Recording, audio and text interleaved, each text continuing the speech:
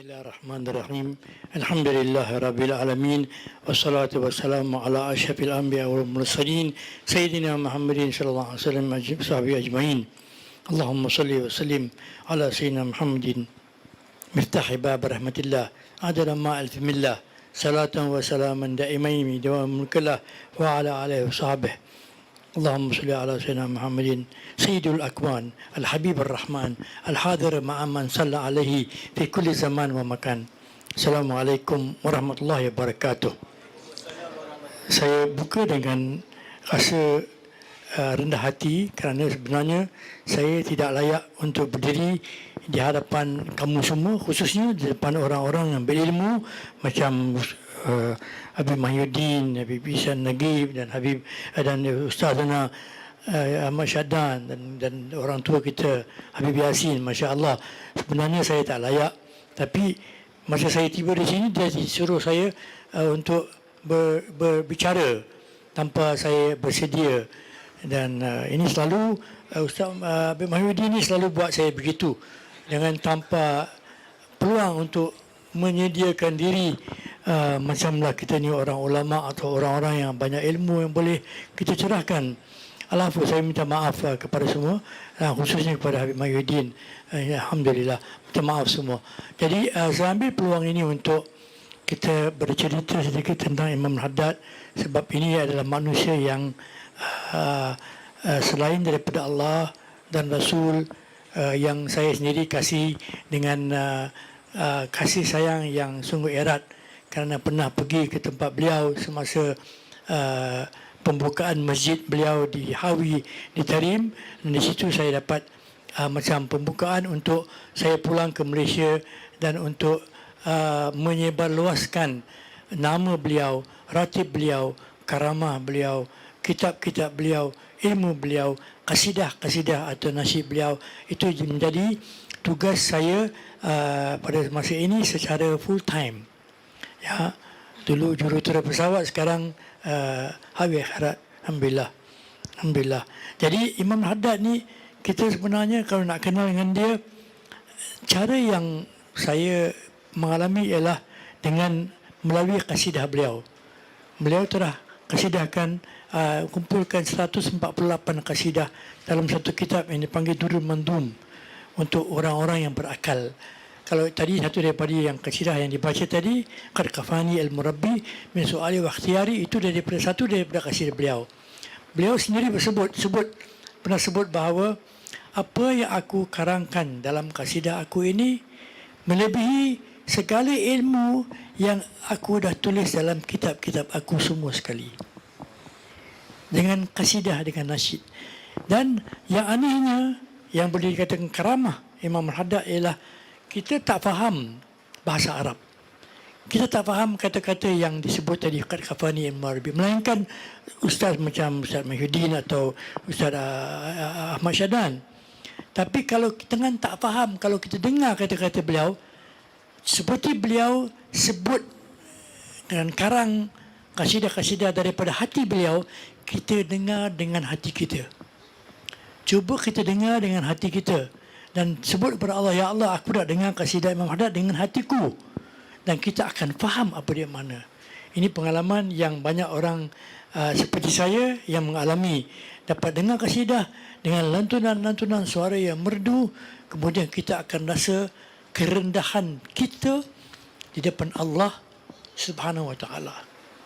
Yang kita ni tak ada apa-apa.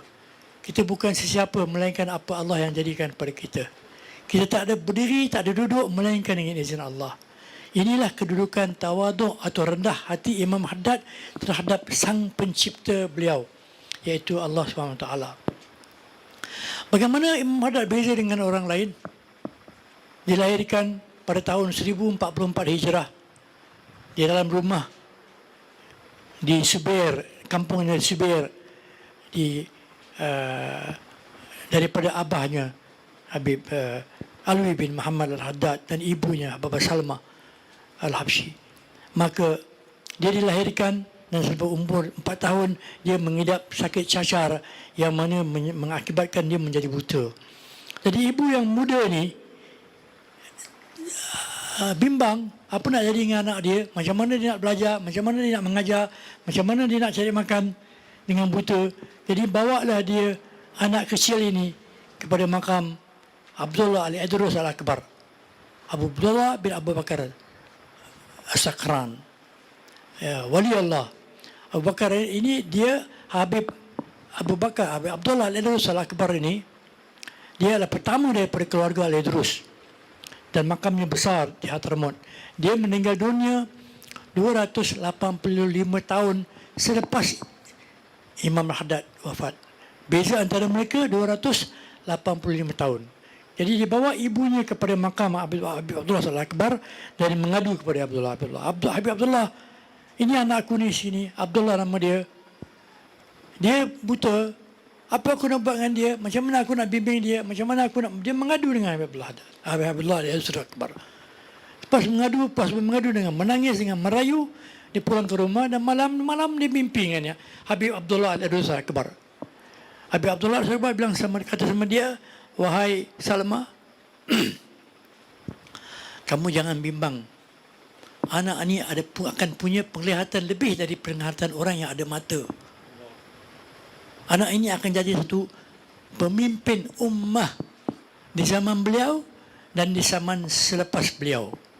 Jangan bimbang. Jadi sejuklah hati ibunya. Begitulah dia dididik masa itu dengan cahaya yang datang daripada Allah, yang dibantu oleh cahaya Habib Abdullah Al-Akbar. Jadi Habib Abdullah Al-Akbar ialah syekh dia yang pertama. Beza 295 tahun. Ya. Jadi begitulah dia menjadi seorang anak kecil yang sungguh cinta kepada Allah dan cinta kepada ibadah. Khatam Quran pada umur 7 tahun. Hafaz Quran pada umur 7 tahun. Dan pada umur begitu, beliau selepas ikuti pelajaran dengan guru beliau pada pagi selepas fajar, maka beliau cari masjid Ba'alawi, masjid Abdul Rahman Sagaf, ini masjid Al-Idrus. Dia pergi ke masjid-masjid ini dan kalau dia dapati kunci masjid ini, dia akan panjat pintu masjid, masuk dan semayang 200 rakaat selepas pada waktu duha. Anak 7 tahun, buta, panjat masjid. Cuba kita bayangkanlah, panjat masjid semayang 200 rakaat. Kita kalau anak kita 7 tahun bagaimana? Jadi ini anak yang istimewa. Bila dia dilahirkan dah jadi anak istimewa. Umur dia 17 tahun dia dah karang kitab. Dia dah jadi guru. Dia mengambil ilmu daripada lebih 100 masyayikh atau syekh tuan guru di kota Tarim. 100 syekh. Yang kebanyakan daripada 100 syekh ini kemudian menjadi anak murid kepada beliau. Anak murid jadi guru kepada syekh. Ini Imam Al-Haddad. Dia punya mata hati yang dikurniai oleh Allah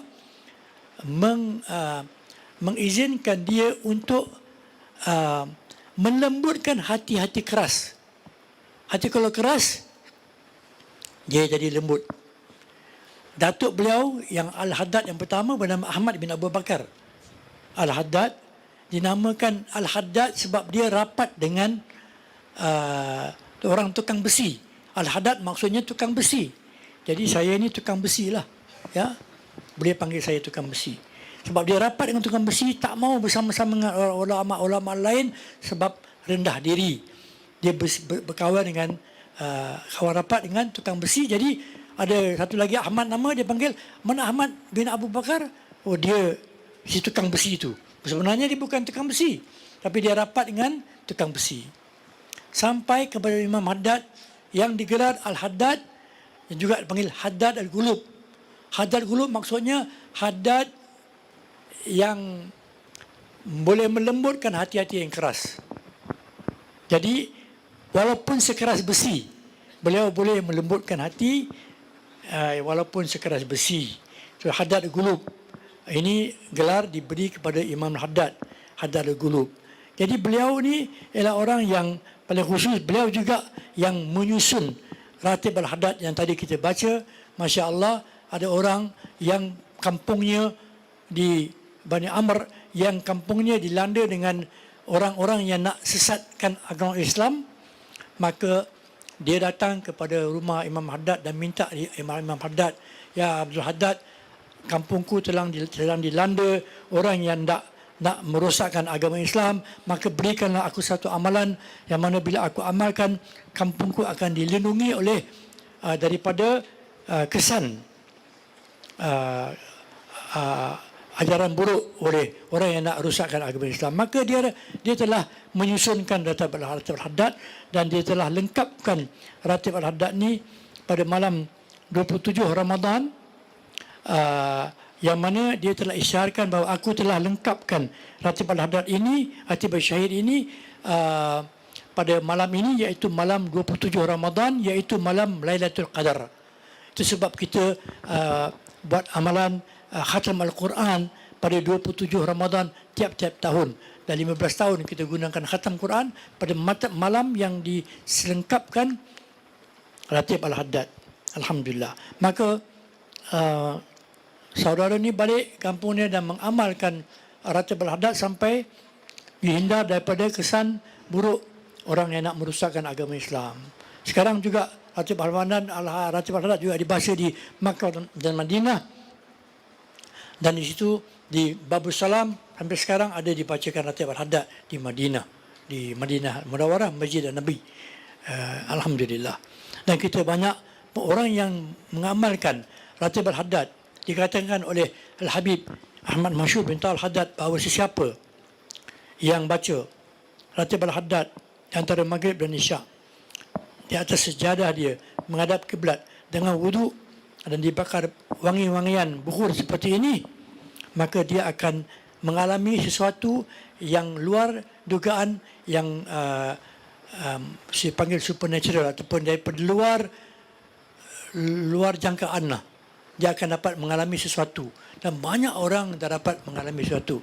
Satu daripada sahabat saya di Kuantan, beliau namanya Abdul Rahim bin Yahya, dia pengamal ratib tiap-tiap malam dengan keluarganya. Satu hari beliau tengah tidur dan tertidur apabila ada sesuatu di dapur yang sedang dimasak, maka dapur dia terbakar dan dia dengan isterinya dikejutkan oleh seorang yang berbaju putih, yang bersebelang putih. Dikatakan, "Bangun, bangun, bangun, dapur kamu sedang terbakar." Maka dia bangun dan sempat dia menyelamatkan rumah dia daripada kebakaran. Dan dia sebut kepada saya, dia kata, "Saya pasti yang bangun. Yang kejutkan saya ialah Imam Al-Haddad sendiri." Jadi ini satu daripada manfaat yang kita mungkin dapat. Saya sendiri dapat banyak pengalaman yang luar dugaan, yang selamat daripada banyak-banyak perkara yang bahaya oleh kerana amalan ini. InsyaAllah dan kerana amalan Ratib Al-Haddad. Jadi kalau saya nak cerita, banyak cerita, panjang cerita, jadi malam pun dah lewat dan Habib Mahidin dah beritahu, semua orang dah lelah, baik kita berhenti di sini dengan mendoa dengan kata-kata Imam Haddad dan satu kasidah beliau, "Garis ta'antuka Rabbi ala munawati qalbi wa halla udat qarbi fandur ilan ghammi yanjal." yakni hati kita. Semuanya sumber baik tak baik ialah daripada hati kita.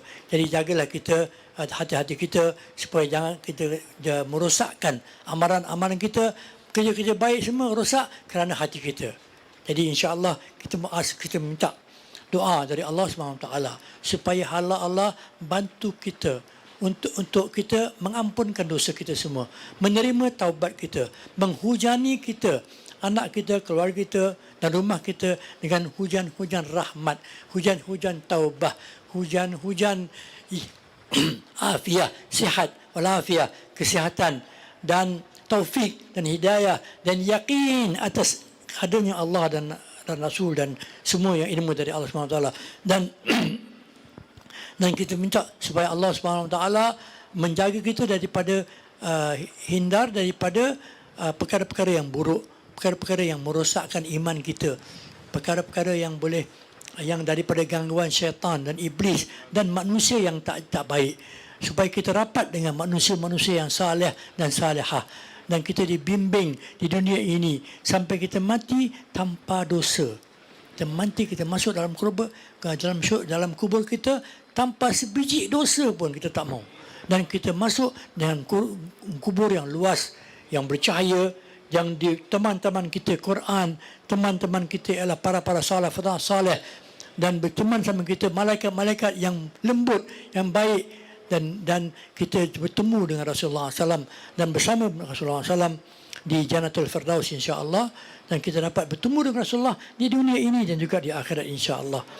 Dan kita dapat kita sering dapat memberi dapat peluang untuk kita mengamalkan amalan-amalan Ratib Al-Haddad, dan juga ilmu-ilmu yang ditaburkan oleh Imam Al-Haddad kepada kita semua daripada guru-guru kita. Dan seperti yang kita katakan, dapat kita baca kitab-kitab dengan bahasa yang mudah, dan kita sering merapatkan diri dengan beliau. Dan Imam Al-Haddad sendiri bersebut, siapa yang pegang dengan tali kepada aku tidak akan lepaskan tali itu. Maka malam ini kita pasang satu tali di antara kita dan Imam Al-Haddad. Dengan amalannya kita Ratib Al-Haddad tadi, maka dan membaca kitab-kitab beliau, kita ada tali di antara kita dengan Imam Al-Haddad. Dan tali ini Imam Al-Haddad tidak akan putuskan tali ini. Hanya kita yang ada pilihan untuk putuskan tali ini. Terpulang pada kita semua. Nak putuskan tak? Jadi jangan lepaskan peluang ini. Jangan lepaskan peluang ada tali dengan Imam Al-Haddad. Dan dia, untuk mereka yang amalkan ratib, dia akan cari kamu bila kamu masuk dalam kubur. Dia janji. Dia akan cari siapa yang pegang kepada tali beliau. InsyaAllah. Ya. Jadi insyaAllah kita akhiri dengan talqin. Jadi kita talqin bersama-sama, dan kita memperbaharui keimanan, keislaman, keihsanan kita dengan talqin. Dan kamu boleh ikut saya pergi bersalqin insya-Allah. Astaghfirullahalazim, astaghfirullahalazim, astaghfirullahalazim.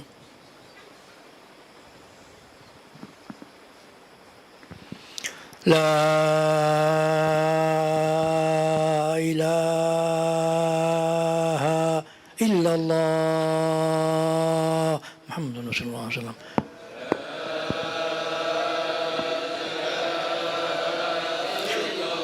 La ilaha illallah.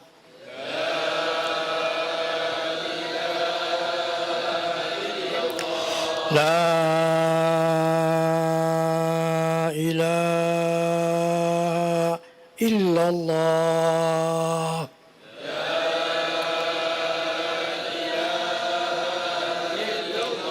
Muhammadur Rasulullah sallallahu alaihi wasallam. Alaihi nahya wa alaihi namut wa alaihi nab'atu insyaallah minal aminin. Amin amin ya rabbal alamin. Taqabbalallahu minkum. Assalamualaikum warahmatullahi wabarakatuh. Afu minkum.